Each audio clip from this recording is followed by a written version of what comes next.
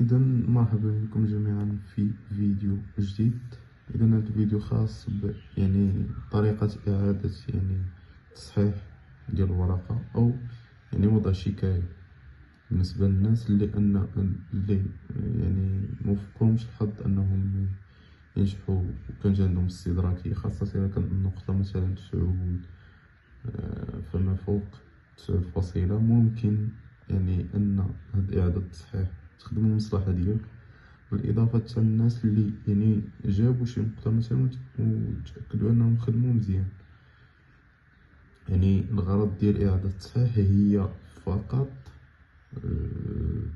أنهم يشوفوا النقط واش محسوبة هي هذيك ولا لا، بالنسبة للمادة اللي اختاريتي باش دير ليها إضافة. المهم باش ندخلو في صلب الموضوع، يعني هذا هو يعني البلاتفورم ديال مسار.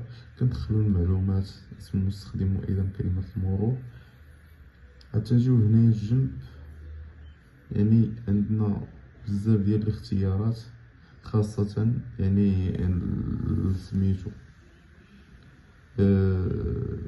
إذا الشكاية تتبان لكم هنايا في الجنب، غتبان لكم ملي غتدخلو.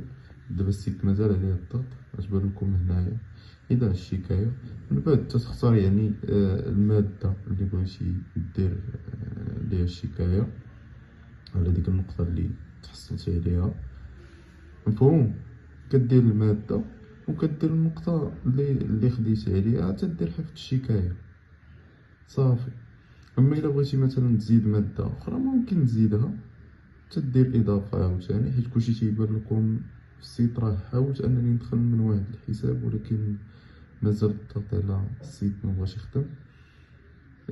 من بعد تدير يعني اضافة، عاد تدير تسجيل ديال الشكاية وحفظوها صافي، انت ساليتي.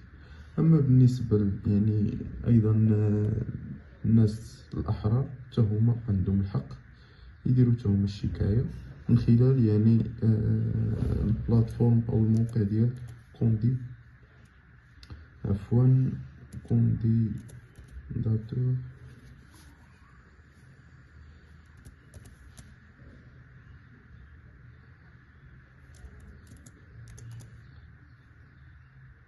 داتور مينغو فوا ام.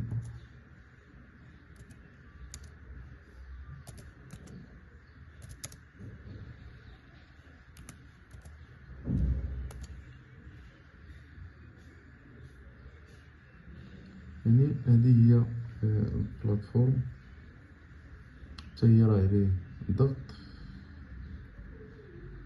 مفهوم؟